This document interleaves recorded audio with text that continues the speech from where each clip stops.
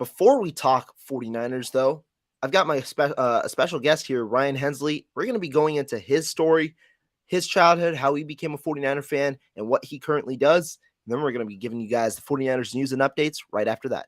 Stay tuned.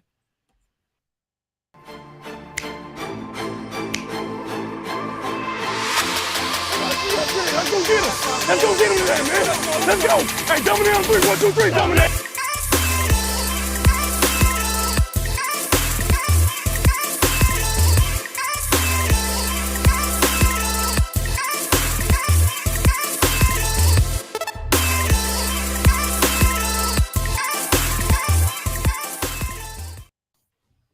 What's going on, everybody? Welcome back to another show. We just had one with Grant, and now we're back at it with another special guest. We've got Ryan Hensley here. Ryan, how you doing, my man? I'm doing great, man. Nice to see you again. You were just on my show this morning, so it's nice to be on your program for the first time. So thank you for having me, Rohan. Yeah, no, of course. Obviously, always appreciate your insight. Great dialogue. So excited to kind of kick it off. Before we start, got to give a shout out to one of the most faithful supporters and one of just a great person, Mariah. Thank you for tuning in general. And yeah, I mean, if we can just kick it off from here. Kind of take me through in your story, growing up in the Bay Area, where you're from, and how your childhood was, pretty much. Sure. Yeah. I mean, I grew up where I grew up wasn't very rough. For the first 16 years of my life, I grew up as far as like I grew up in Benicia, which is right next to Vallejo. First 16 years I was in Benicia. It's a good place to grow up. There's, drug use and things like that. But in my house was a little different though. Like my first memory was my dad firing a gun in the house, him getting arrested, going to prison. I think I was like 3. So I had time with my dad between like ages 0 to 3, and then ages like 7 through 10. I didn't spend a lot of time with him. He ended up dying when I was 19. So I spent most of my time with my mom, who was traveling a lot for work, trying to support us. So I basically raised myself, and that always leads to problems. I was arrested the first time when I was like 10 years old.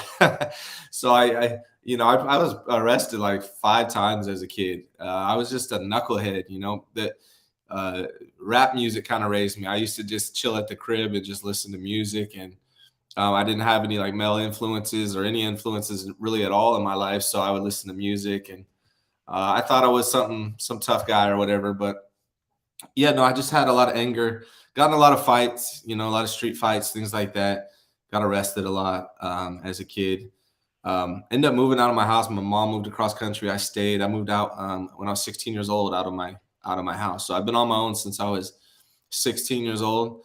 Definitely not the ideal situation. And I dealt with a lot of different things, bad kid, always bad grades, good heart. I was a good kid overall, but just a knucklehead. Grades really messed me up with sports and things like that. And then I moved out when I was 16, and I just had a lot of just bad stuff going on. Like, my girlfriend in high school ended up killing herself. And then I saw another girl kill herself within the same week, found her hanging, and that messed with my head. And then 2 weeks later, I saw somebody shot and killed in Vallejo. And that was all before the age of 18. And then I turned 19, and I found out my dad died. And I was just living on my own, homeless, like living in a car, living in these bad like motels, was like basically like drug addicts. I was never a drug addict, smoked a lot of weed in my day, but I was never like into anything else, thankfully. So I never gave myself that problem. But yeah, just a lot of just ups and downs, and just a lot of adversity, pushed through it. But looking back, it kind of made me who I am, and prepared me to be a father, and to be the father I kind of wanted, and to provide the kind of life that I wanted for my children. So, I'm kind of grateful for it in that regard. And really, that's a powerful story, right? The change, the big change, because now you're a successful man. You're obviously doing your work as a mortgage lender, helping other families out, but also the channel that you have now. So we've seen the drastic change in lifestyle. Obviously, I've seen the pictures of you and your family, great family you have there. Talk to me through kind of the adversity and the challenges in life that kind of propelled you into the person you are today. Yeah, so I mean, like, I found myself like I kind of traveled around the country a little bit. I found myself in Oakland. I was like pursuing music, um, and I got into a lot of trouble, and I had to leave Oakland. I moved to Long Beach, and that's where I met my wife. Probably 2 months after I moved to Long Beach, and she had a daughter when I met her, who I have now raised since she was 2. She was 2 years old when I met her, and then she had got pregnant with my oldest son. Really, a couple months after I met her, and so I went from being some young knucklehead dude who could barely take care of himself to being a father of 2, all within a month or 2. So it was that's what woke me up. Like not completely. I'm still kind of a dummy. And it wasn't until some events later on that I really woke up completely. But having those kids and knowing I had people defending or depending on me, that really motivated me to get my shiz together. Now I was only a kid. I was 21 years old. And so, young. How old are you right now, Rohan? I'm only 18. Okay, so you're 18. Yeah. So when I was 21, I had 2 kids, and I've already been through a whole lot of stuff. And it's funny because I have a 23-year-old, a 20-year-old, a 16-year-old, and a 14-year-old now, and I cannot imagine them being in the situation that I was in at that time. My 23-year-old, love her to death, but she's just learning to take care of herself, and she's 23.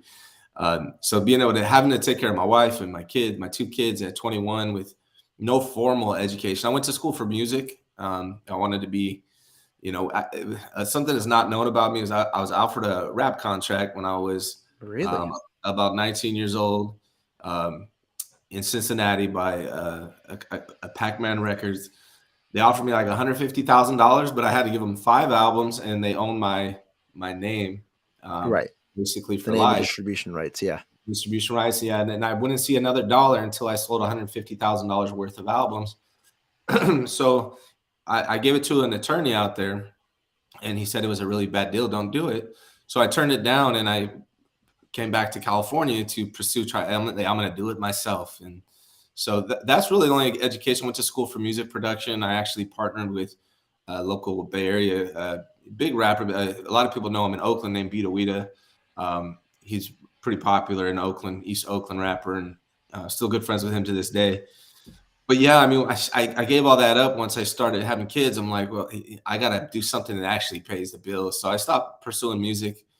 So everything I've done without a formal education, and it was really sales that got me through everything. I was able to provide for my family by being a good salesman. I could, I've sold everything when I was younger, things I probably shouldn't have been selling, and then anything else after that as well. So, and I was always good. Like I was always top of my company at selling. So I realized that I have this talent for selling, and then I started thinking about what can I apply it to where I can actually make really good money. And slowly that became real estate in 2009. And I was probably 29, 30 years old at that time.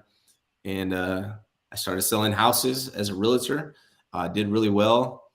And slowly I transitioned to a mortgage lender. I still have actually have my real estate broker's license now.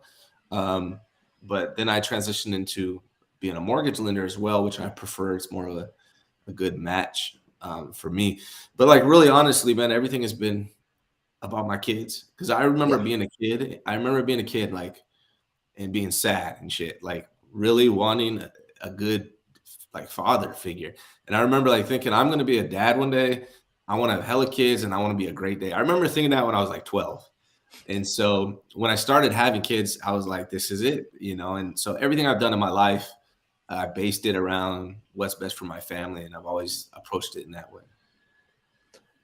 At the time, you were 21, obviously gone through a good amount of not only tragedy, but also a good amount of hardships trying to turn your life around. When your wife or your now wife and your her child entered your life, what was kind of the change that you had to kind of go into a bigger light? And how did you kind of go through that without a father figure, without the understanding of how to be a parent necessarily, and kind of take me through that process? Yeah, when you're the life that I had lived, I really didn't give a damn about what happened to me. I really just Mm. didn't care. Like I was just like reckless. Like I didn't think about consequences. I didn't think about like, oh, I could die by what I'm doing, or I could go to prison, or I could do, I didn't care. Um, it was just like I was gonna have fun and do what I wanted, and I didn't give a damn what the consequences were for that. And when you have kids, it changes everything. If you're a good dad, at least if you're a good mother or father, hopefully it changes everything for you. But it did for me. Like, it started to change with my daughter, like having a child to raise. Um, and then really when my son was born, seeing him come out, seeing my wife give birth to him, it's just like this thing, just you just wake up. But I do remember like when I met my wife, and it's funny because she's like super like beautiful. She's like a model, and everyone like they don't believe the fact that I was completely broke, without a car, without a job, and she hit on me, and I was like, okay, like I don't know why you're hitting on me, but I'll take it, right? And I was, but what's funny is when she got pregnant, I told her, um, we didn't have a car, we didn't have a place to live, we were sleeping on her couch in her front porch at her family's house, actually in Long Beach. But I told her, I said, hey, by the time this kid is born, I'm gonna have a job, we're gonna have an apartment, we're gonna have a car. And I made it my mission. And sure enough, I got it done. So by the time my kid was born, we had our own apartment, we had a car, and I had a good job. I was actually selling cell phones back in the day. So yeah, man, it's just kids. I mean, if you're worth a damn, you're gonna wake up and do what you got to do for your children. You know.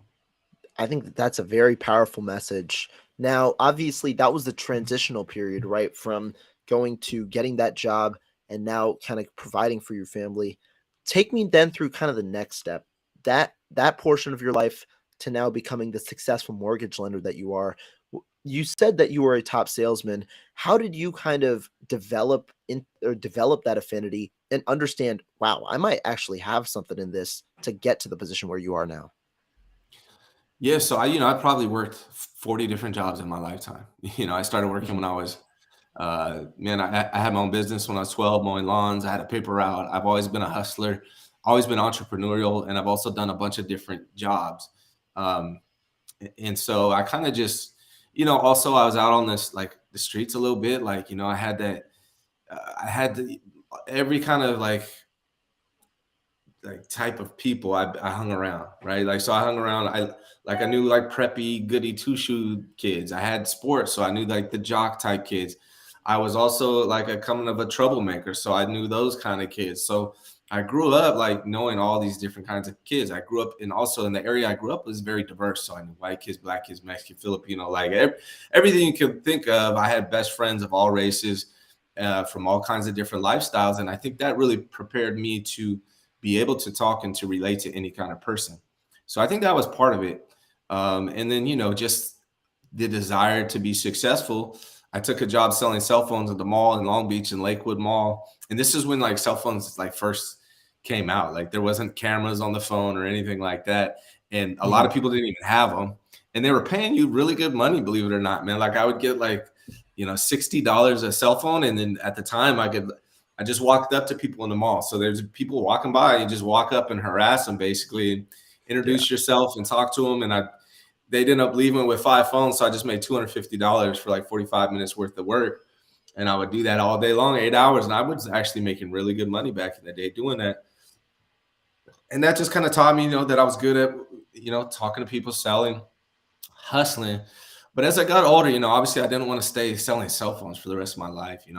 That was in my early 20s. And as I got older, I'm like, well, how can I multiply this? How can I do something with a higher ceiling or no ceiling? And always another interest of mine was always to buy a house for my family. I hated renting.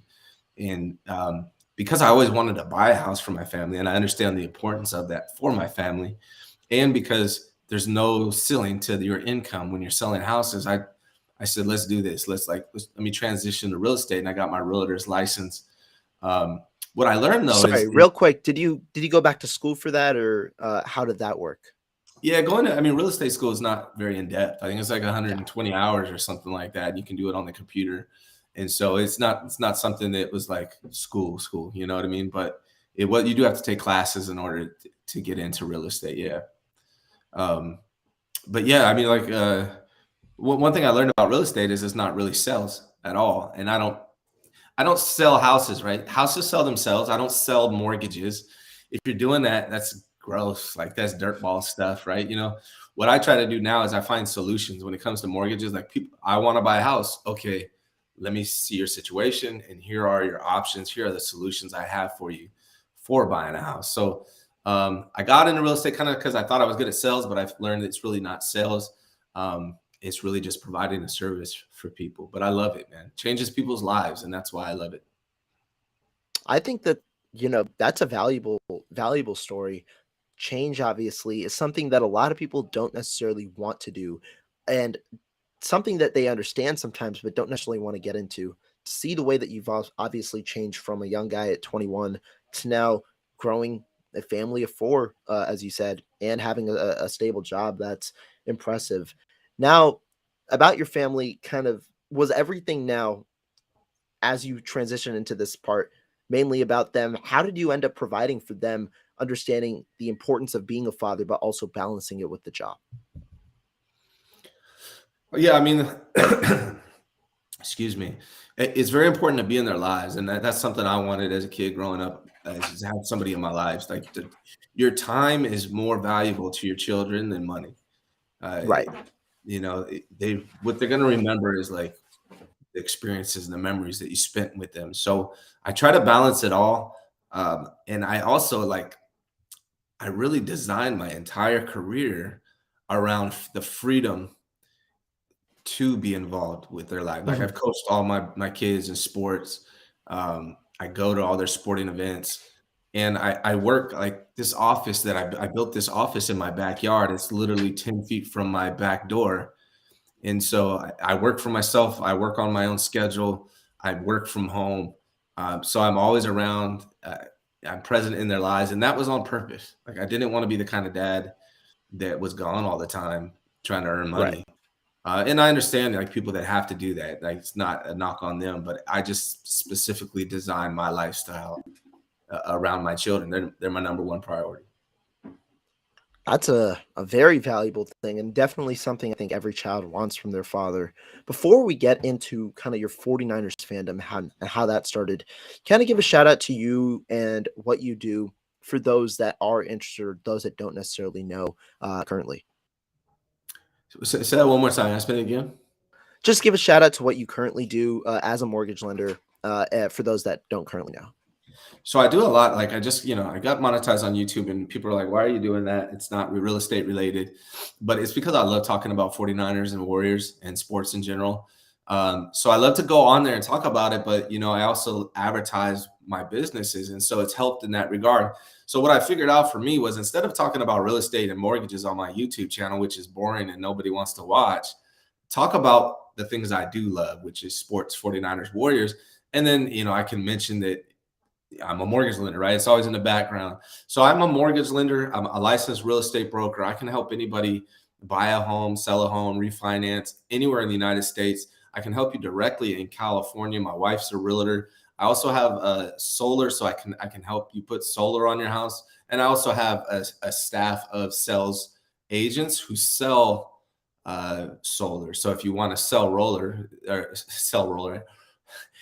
solar, let me know. I can get you started in that as well. So my goal is to just build this platform, my YouTube platform, as strong as I can, and then advertise the different income streams that I have. And if people want to use me, that's fantastic. And so that's kind of my goal. And I hope to add more streams of income in the future.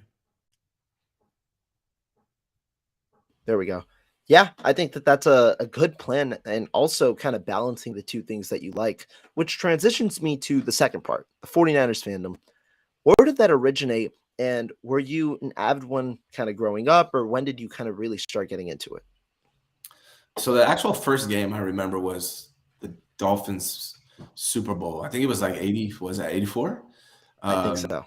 that's the first game I remember, and it's not like I was sitting there watching a game and I can remember the games. I was 5 years old, right? But I remember like seeing people be excited around me, the adults, and I remember seeing it on the screen. That's the first 49ers game I can remember.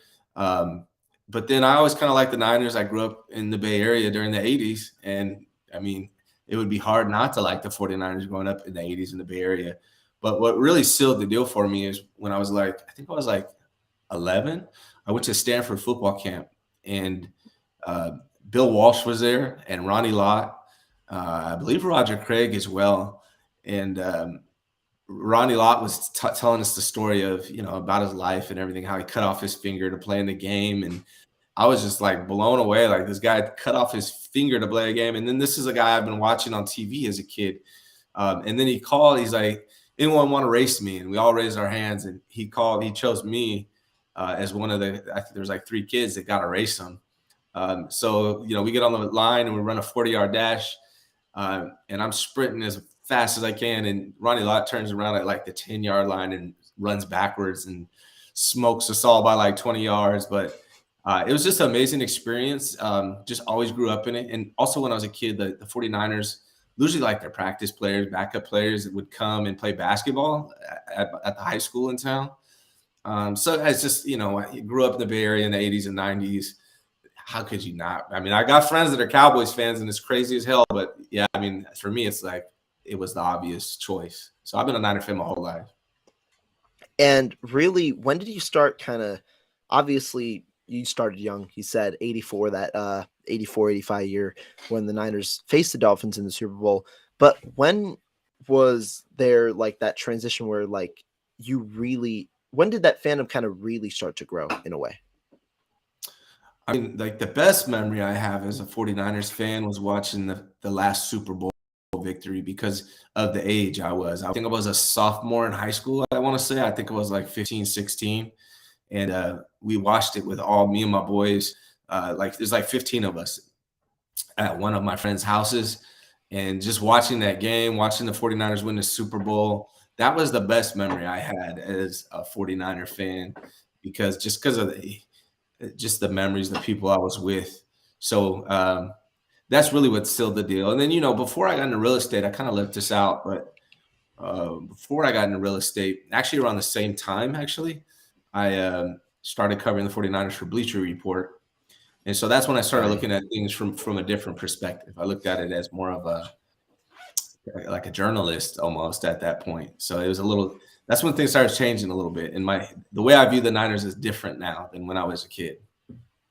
Talk to me about that job, because that was actually really cool. That was 2009 or so, right? When you were back then working for Bleacher Report, and you got to interview a couple of the players. You were pretty much working in a way as a journalist, right? Talk to me about kind of that opportunity, what you learned from it, and how that kind of helps you in a way.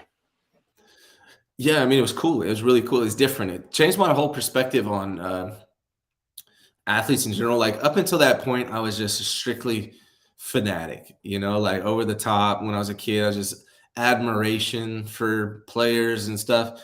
But once I started like getting inside a little bit more, getting to know the people, you just realize that they're just regular people. Some good people, some not so good people, right? Some of them can be bad people, like dicks, like, excuse my language, but just not the greatest people. And so you see things from a different perspective now. And I think that's why, I'm a little critical on the 49ers. I have high expectations because of what I've seen them do when I was younger, but also I'm not like an over the top fanatic. Like I don't have a single 49ers jersey. If I was to get one, it would probably be Ronnie Lott. But I'm just not, I don't knock people that are like that. I just can't put another man's name on my back, especially someone younger than me. It's just the way I am. And after meeting all these guys, like I got into it with, I don't know if you guys remember Anthony Davis, offensive lineman for the 49ers. Yeah. So we kind of had a clash back in the day. And I was like, this guy, he was a great offensive lineman, but he was a dick. Like he really is like not the coolest person. And also my brother-in-law played football at UCLA. I got to play video games with like guys like Jonathan Ogden, the football player Kareem Abdul-Jabbar. I don't know if you guys remember him. Larry Atkins, people like that. They were at my sister's wedding. So I've known a lot of NFL players through that as well. And everything just kind of opened my eyes. Like, these guys are cool. Like, the Niners are my team, but they're not like superheroes. They're not people that you want to look up to. Just because they're athletic doesn't mean you should look up to them, right? You should look up to people that have like good hearts and good minds, and that's what's important. So now I think a lot of fans are still into that. They're still into that fanatic type stuff.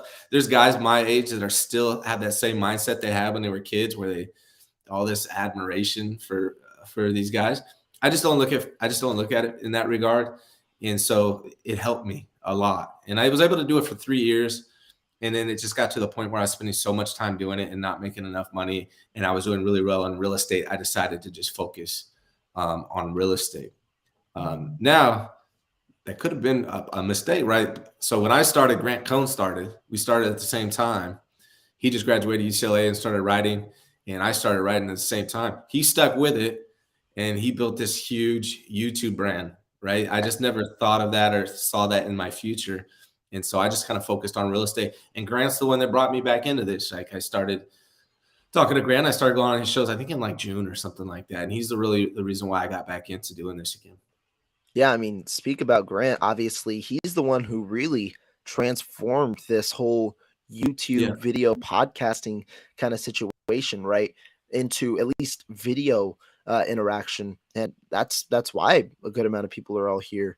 And that's a cool story, because in a way I do relate to you in that, right, where obviously I, a Bay Area guy, did grow up in the Bay, watched a good amount of 49ers football, watched a good amount of Warriors basketball, and then, like you, became a journalist about a year and a half, inching in on 2 years next year ago. And it does change your perspective. You start thinking in a different way. And even potentially when you want to think as a fan, you don't necessarily think as a fan because of the way that you think. And so to me, I don't know if I consider myself a fan over the past year and a half, just because I don't think like a fan. I don't think as I did before.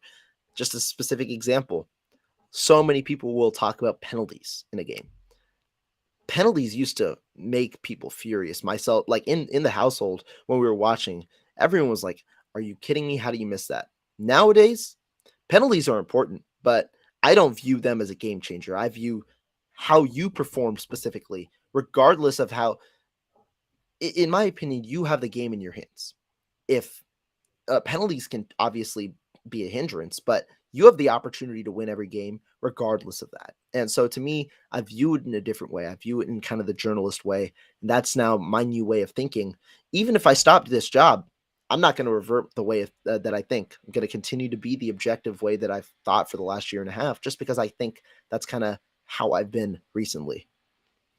Yeah, man, I agree. And, when I watch the 49er games now, like, I hope, I want the 49ers to win a Super Bowl. That's what I care about. I don't care about going far and giving it a good try. Like, I don't care. Like, if you go far and you lose, that sucks to me. I don't care. I want another Super Bowl. And I know a lot of people are different. They just want to be relevant. They just want to be competitive on a yearly basis. And cool, yeah, I want to be relevant and competitive too. But ultimately, it's a Super Bowl or bust mentality for me.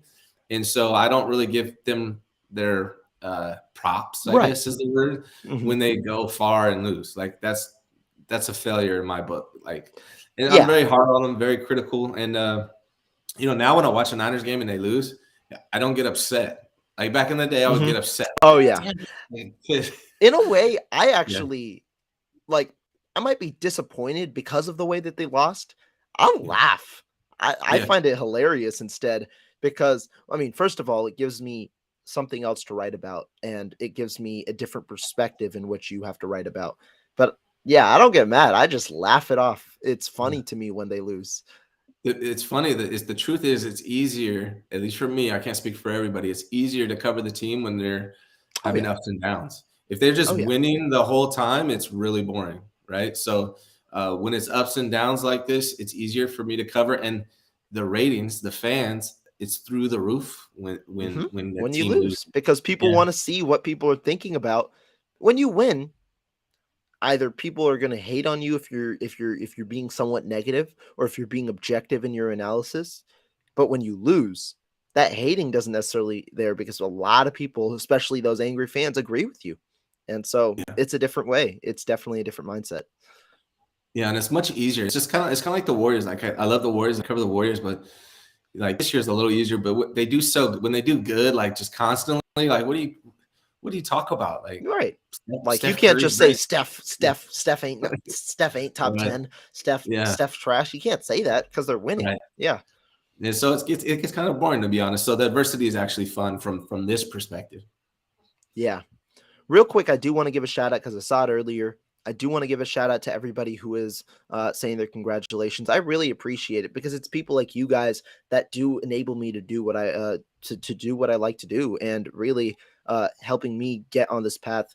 The 1,000 subs is a huge milestone for me, but also I share it with all of you because you guys have helped me become get to the place that I am. So that's why I'm just going to continue to do the work that I do, and appreciate guests like Ryan for having the time to come on my channel and obviously sharing their insight in their story. Yeah, and Rohan already has the views he needs. Now he has all the subs he needs. So he's going to be monetized here within a day or two. So congratulations, man. That's huge. Appreciate it. Appreciate it. Now a little transition from kind of our stories to 49ers talk. One of the topics recently that has been talked about, Defensive Player of the Year. There have been a lot of debates on Twitter, a lot of debates in the media. Micah Parsons versus Nick Bosa. Nick Bosa versus Max Crosby. And some other names kind of just being floated in there. D'Amico Ryans yesterday said, if Nick Bosa isn't DPOY, I don't know who is. I want to get your thoughts on the race, and really, do you consider Nick Bosa kind of as the front runner for DPOY? You know, like I think he should be definitely up there in the running. To me, he's the MVP of this defense, and that's hard to say because there's guys like Fred Warner and Dre Greenlaw, Charvarius Ward, Hufanga, Right. who are all amazing players, and there's an argument to make them the MVP of the defense. But I think what you see is, and you saw it heavily in the last game, that Nick Bosa improves everybody else, right? The pressure that he applies on the quarterback, that's what allows these defensive backs to cover so well. That's what allows the linebackers to do what they do. It's that pressure. And there's nobody that applies pressure in the NFL like Nick Bosa, in my opinion, from what I've been able to see from watching games. So he's a game changer.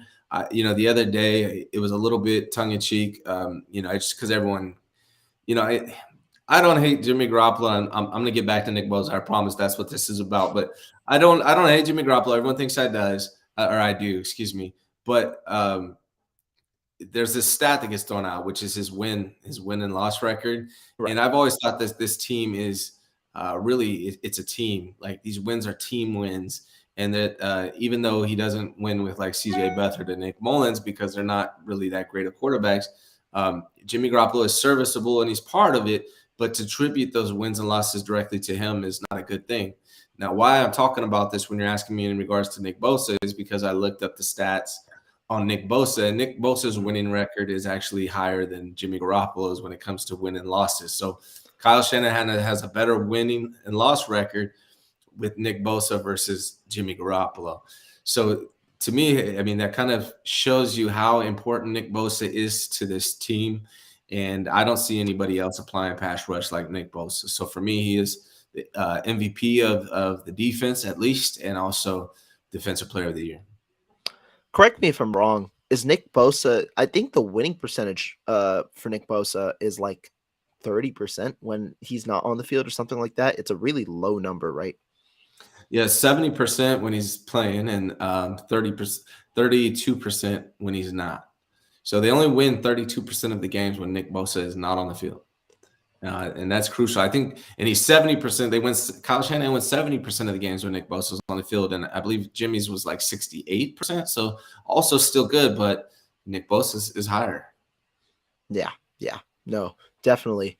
And I think that it does speak to the value of Nick Bosa. To me, most valuable player, Defensive Player of the Year, they're interesting. They're two different awards, in my opinion. One might be more valuable to their team, but you got to look at who's the best defensive player. I think one's more accolade based. I mean, both are accolade based, but one's more accolade based, but also impact, right? And so to me, I think Micah Parsons has a better shot of winning MVP than Nick Bosa just because their team is better. They're 9-3, and Micah Parsons is the reason defensively why they're so good, right? I think when you look at the impact Micah Parsons has, when you extrapolate it, I think it is just a little more than Nick Bosa, just because there's so many talented players on the 49ers defense, especially in that middle line with Fred Warner. I think because Fred Warner, in my opinion, can also be in the race for Defensive Player of the Year because of how well he's performed, and Dre Greenlaw obviously has performed very well as well, it does diminish the status of Nick Bosa a little more. But when you're talking specifically about Defensive Player of the Year, I do think Nick Bosa likely is either the front runner or right there with a guy like Michael Parsons this year. I think that that's important. I don't think like guys like Max Crosby should be in the running because the Las Vegas Raiders are 5-8, and their defense has not performed up to standards this year. I understand Max Crosby really doesn't have much help. Chandler Jones has been a disappointment, but overall, I think you have to balance the value of impact, but also the value of the player, and that's why Nick Bosa is up there. Even statistically, Nick Bosa outranks Micah Parsons in a good amount of stats, if you want to view it that way. But also his impact necessarily just improves the rest of the team. We've seen it when he's played. We've also seen the one game where he didn't play. The 49ers got killed in the line of scrimmage in week 6 against the Atlanta Falcons because they couldn't set the edge. To me, that game really showed how underrated of a run defender Nick Bosa is. It's not just pass rushing. We're not just talking about pass rushers. We're also talking about run defense. Being a complete player, Nick Bosa provides that. Yeah, and one thing that I think that we need to acknowledge as well is Eric Armstead is back, and Nick Bosa is better when Eric Armstead is on the field Oh, yeah. next to him. So I think that's why you saw it against Miami. So I expect a really strong finish to the season from Nick Bosa. I don't feel like I disagree at all there, right? I mean, we saw one specific play. We can just extrapolate it to one specific play. There was a stunt where Bosa comes along the middle. Armstead took 2.5 defenders just by one body. That frees up Nick Bosa wide open to get that sack on Tua Tagovailoa, one of his 3 in the game. Just the impact of Armstead, but also the presence of Bosa, the alertness of him, and the calling of D'Amico Ryans, right? It's a combination of it all, but give praise where praise is due. Yeah, absolutely, man. Let's transition a little bit to the offensive side. Obviously, the biggest news in the recent week has been around Jimmy Garoppolo. Just for those that don't know the timeline so far, Jimmy Garoppolo, obviously, earlier in the week, once the injury was there, people worried it was a broken foot. People worried he'd be ruled out for the rest of the year. Initial reports said that. Secondary reports, though, came out 7 to 8 week timeline. According to Adam Schefter, seems like it's going to be a little better. It seems like Jimmy Garoppolo could return. Kyle Shanahan said at best case scenario, it would be not to not play football 7 to 8 weeks, but to heal. So that means that he would probably be ready in 7 to 8 weeks, but not necessarily football ready.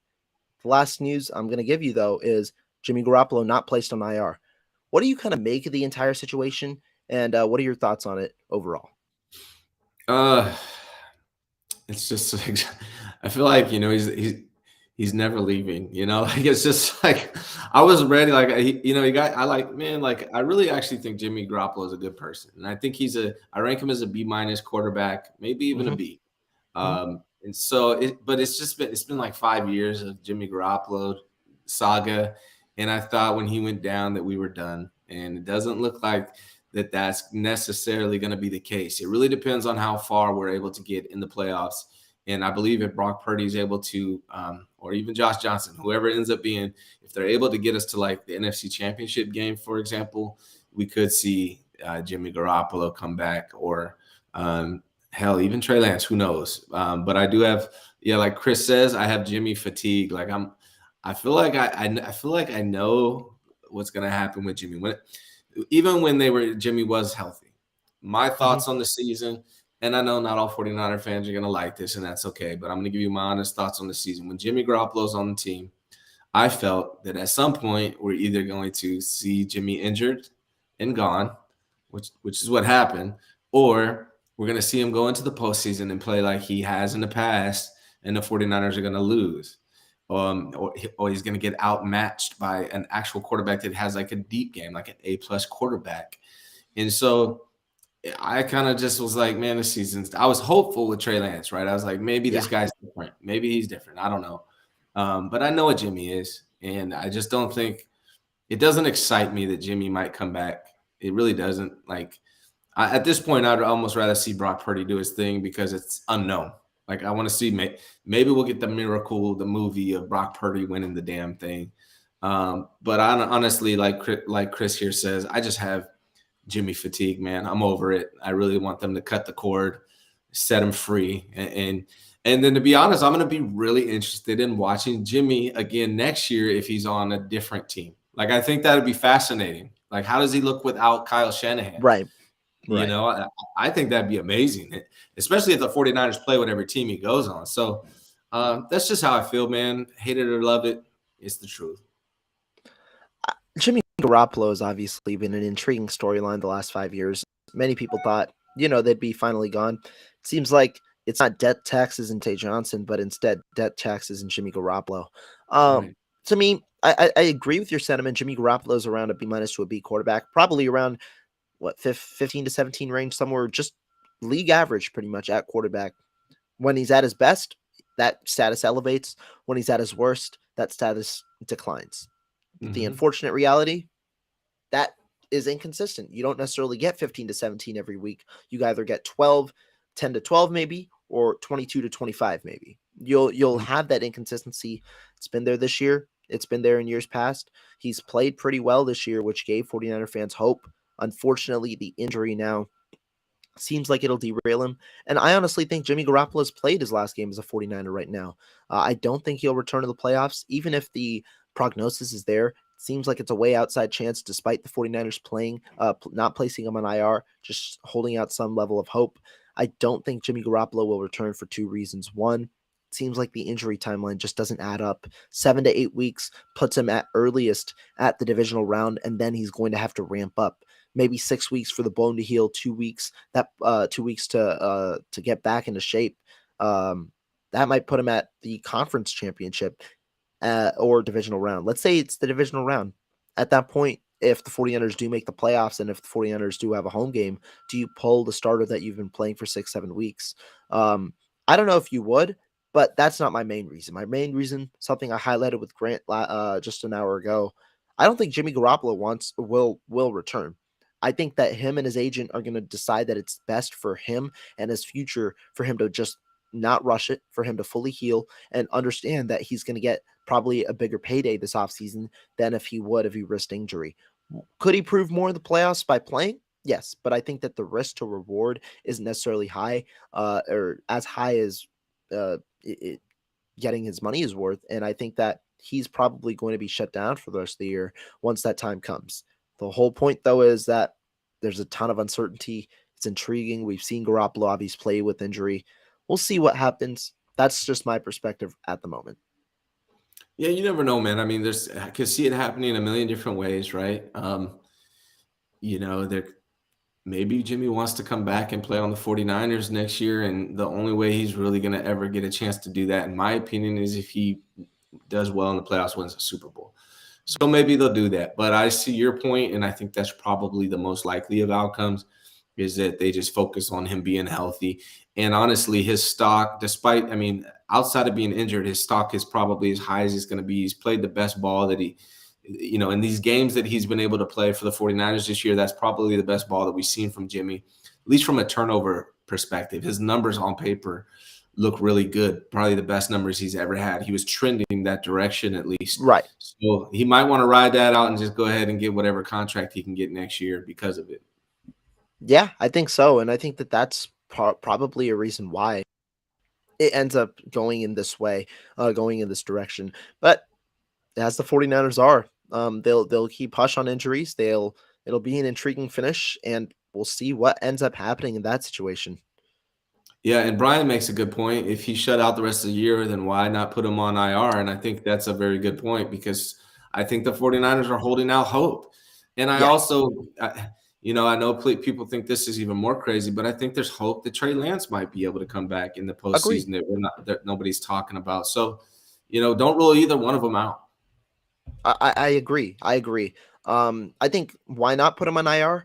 Because like I said, right now it's just too early to tell. This is speculative, what we're both saying. It's too early to tell. At the moment, I don't think the 49ers see that there's too much harm in holding him. Same with, Hassan Ridgeway is another guy who they didn't put on IR. He has a pec issue, should be back for the playoffs. They're holding out hope and thinking that they'll ride with their guys until that time comes. Now, obviously, you could add another body at a position, but I think the 49ers feel they're pretty darn well insulated at most positions, right? Running back now, they've got a good two-headed monster. Tyrion Davis-Price is there. Elsewhere, quarterback, you've got your two guys. You've got a third guy in the practice squad. Tight ends, you've got enough. Wide receivers, you got enough. Offensive line, it seems like you're fine there as well. Defensive line depth is obviously crazy in general. Linebackers, you've got playing at a high position, high level, and cornerbacks, you've got depth there as well. It's not like you're lacking depth at a certain specific position at the moment, which is why I think they're willing to take the risk of losing a roster spot or losing 2 roster spots down the line, understanding their IR situation. Yeah, that makes sense to me, man. Yeah, but I spoke about one position group, the offensive line there. You tweeted out something, I think it was maybe 2 weeks ago. The offensive line might be overrated because they didn't have a great performance. Was it against the Saints? I think it was against the Saints. You said they didn't have a great performance against the Saints and pointed out how they did struggle against teams that had better defenses and defensive lines. Do you still think that? Do you still think in a similar predicament, or kind of take me through your process on the offensive line thus far? So I think I could be mistaken, but I think I tweeted that out even before the Saints. It wasn't a game It might have related. been. It wasn't a Yeah, it game might have been related. before. Yeah, no. So what I did, and I didn't set out with that opinion in my mind when I went looking for these statistics, but I started looking at like pass rush, and I was like let's look at the teams that the 49ers are facing, where they're ranked in pass rush, and how the 49ers have done in those games. And it was a little bit disturbing, right? Because, the 49ers, I think in the first half of the season, everyone was pleasantly surprised with the 49ers in general. They're like, wow, this offensive line is much better than we thought, because we all thought coming into it that it was going to be a problem. And through their play, through the first half of the season, everyone's like, hey, this 49ers offensive line isn't bad. But then when you dive in a little deeper and you look at, one, where the 49er ranks in rushing yards per carry, it's 18th. Not very good. Part of that has to be attributed to the offensive line because we have a very good running back room. Beyond that, you start looking at the opponents that they played. And I wish I probably should have pulled that tweet up, but most of the opponents that we played were in the bottom half, if not like the bottom 10 in pass rush, like 25th, 23rd, 27th in pass rush. And then you look at the games where they struggled, and that was against teams with a good pass rush, the Denver Broncos, the Kansas City Chiefs. And then we saw it with the Saints. And then this coming game is against Tampa Bay. They actually are pretty good in pass rush as well. I think they're like, what are they? I have it written down. They are 4th in sacks in the NFL right now. Right. So they're going to be tested this week. And it's not to say that the offensive line is trash, but we were riding them really high and like giving them all this credit and respect early off in the season. And really, in my opinion, what it was is we just played bad opponents, people with bad pass rushes. And so they're going to be tested this week. They're going to be tested against Washington and even Seattle to some degree. Seattle's kind of mid in that regard. But we're going to learn more about them this coming week. So looking forward to that. Yeah, I think it's definitely an interesting analysis, right? When you talk about the offensive line, because you can attribute the statistics where they have played against bad teams, played well, and then they have struggled against some better teams. Obviously, the sample size for the better teams is a little lower, so you take that with a grain of salt. To me, the way that I view the offensive line, I came in with higher expectations than most. Because I got to watch them in training camp. I thought the offensive unit was going to be fine. I said, because I know McGlinchey was uncertain for the beginning of the year. So I said, should McGlinchey be healthy at the beginning of the year, this offensive line is going to be a top 15 unit in the NFL. And even with some of the struggles, I do think that they have matched that understanding. probably spearheaded because of their strong play on the left side, which has wavered a little bit, if we're being honest, as of late. They didn't have a great, Aaron Banks hasn't had a great game stretch, but overall, I still think that this unit is a top 15 unit. It's tough to maybe say, but top 15 units, the way that I view them, supposed to be better against the bad teams, supposed to be up and down against the good teams. And to me, also, I think a strong defensive line normally trumps a strong offensive line. And so I do view it interestingly. I did think that they did struggle in run blocking early in the year. I think that's improved, obviously, when Christian McCaffrey came in the fold. It was probably also because the run game was one-dimensional, but the run blocking has been there. I think the offensive line overall has played all right. And I'm interested to see how they play now with a little more mobile of a quarterback who might not make them look as bad. He might because of the rookie mistakes, but he might not make them look as bad in general as well. So that's some things I am looking forward to. I do think the offensive line is still playing at a top 15 level. I think that's my standard that I'm keeping them at. But I think that there is an argument to be made given the statistics that you did bring up. I would say if I had to rank them, they're somewhere between 14 and 18. So when you say Okay. top 15, I might agree with that if you're saying 15, right? But I don't think they're top 10 in any way. Oh, yeah. Because Yeah. here's the thing is like if you look at the two teams that they played that had good defenses, like really good defense, it was the Chiefs and who else? Who am I forgetting? It always New slips my mind. Orleans. New Orleans. The Chiefs and Denver. The Oh, Chiefs and Denver. Denver. Okay, Yeah. so when they played the Chiefs in Denver, they gave up 5 sacks and 4 sacks in those games. So a total of 9 sacks given up in those 2 games. Those are the only 2 good defensive teams that they really play. Now you can say the Saints, and you could say the Saints. You could kind of say the Seahawks, but they struggled in those games too. So whenever they play a good pass rush, the team struggles. Like we lost to Denver, we got our ass kicked by the Chiefs. So it is concerning for me. I don't think it's nothing. I think they're in the mid range.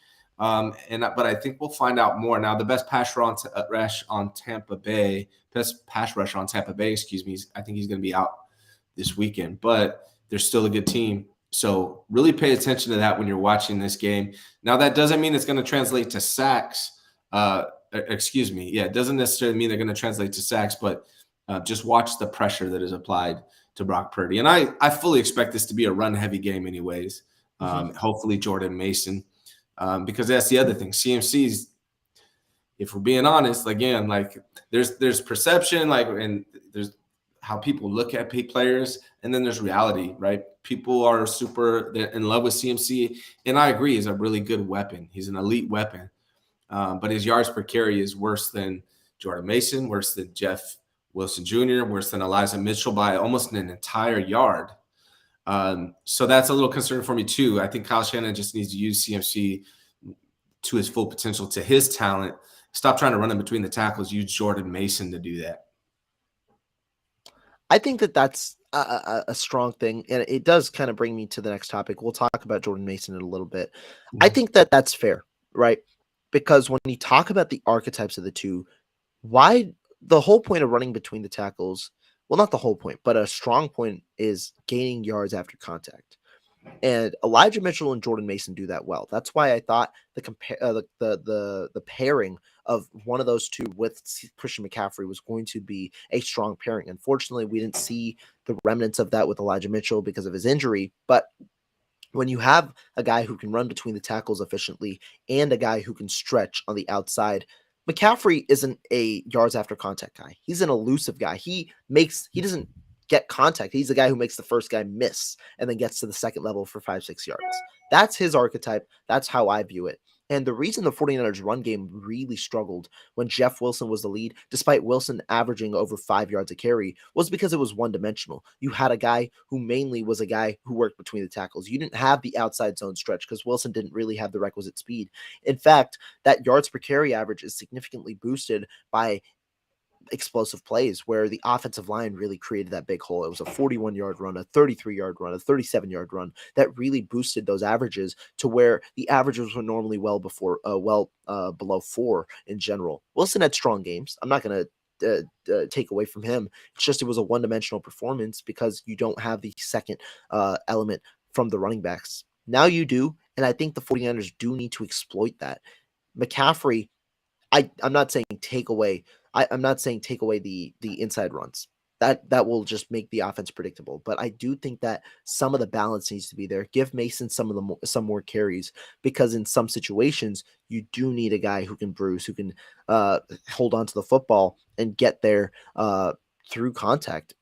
I think that sometimes the 49ers do misutilize. I do think there's value in running McCaffrey in those situations, because those in this past game, Miami sold out against the run. They had 6, 7 guys in the box trying to sell out against the run. Why? You forced Brock Purdy to throw the football, but the 49ers were able to get 3, 4 yard gains. I thought McCaffrey ran well enough on most of his runs. It's just the offensive line couldn't get as much traction, and also Miami was pressing. But 3, 4 yards on first down makes it 2nd and 7. 3, 4 yards on second down makes it 3rd and 4. 3rd and 4 is something you'll get every single time. You'll take every time. So I like the hard runs. I just do think that there should be a little more of a balance. Yeah, and like the thing about McCaffrey and even Debo is, McCaffrey's good at yards after catch by being elusive. Debo's good at yards after catch or yards after contact, either way you want to look at it. Yeah, by being physical. But that's against defensive backs and safeties, not right. defensive tackles, right? Yeah. I could do without Debo and McCaffrey running between the tackles for the rest of the year. I could do without that. And there's the other thing is, like, it doesn't have to be predictable. Like, imagine a Jordan Mason and a CMC in the backfield together, or a Jordan Mason and a Debo in the backfield together. You could still run Jordan Mason between the tackles exclusively and run those guys other places, because they don't know who you're going to hand off to. So there's other ways to become non-predictable while still making Jordan Mason your primary back between the tackles. And I think that's what they need to be doing. I think that that's fair. I do think that that's fair. And I do think Kyle Shanahan, we've seen him scheme up those 2 backs in the backfield, or 1 back and a receiver in the backfield, whatever it may be. We've seen him scheme up those possessions. You can have a different schematically, because not only will that help ease the load on McCaffrey, who's had a little bit of a more significant load than I expected recently with Mitchell out. You'd ease the load on McCaffrey, which maximizes his value and keeps him healthy, which is the whole reason of that investment. And you maximize your offensive potential by having Jordan Mason out there. Yeah, absolutely. 100%. I think that's a great way to end today's show. A good topic. Jordan Mason, obviously the young bull, a guy who's done very well. Real quick, I do want to give a shout out to Jordan Mason. He shared on Instagram yesterday that he has been wearing his niece's name on his armband, because she unfortunately tragically passed away a couple of months ago. Really sad story. Prayers to Jordan Mason and his family. But overall, really appreciate you, Ryan, for coming on, sharing your story, and then obviously this nice 49ers talk. Appreciate everybody in the chat for doing what you guys always do, keeping the chat fun and entertaining. But yeah, any last words, Ryan? No, sir, man. I appreciate you. You make sure you guys keep following this guy. He's got 2 more great shows later on today. So make sure you dial back in for Rohan. Rohan, I always appreciate you coming on my shows. If you guys are not following my YouTube account, please come and subscribe. I do a show every morning, 8 a.m. to 9 a.m. And I always have like at least 3 or 4 amazing guests. Rohan is one of them. So I'd appreciate it if you guys could dial in over there as well. Yeah, 100%. Be sure to check out his channel. Always, that show in the morning is fun. You get to hear a bunch of different perspectives on various topics. So be sure to check that out. But guys, I really appreciate you guys hanging in here for back-to-back shows. We'll be back a little later today with some more content with some other fantastic content creators. But until then, see you later.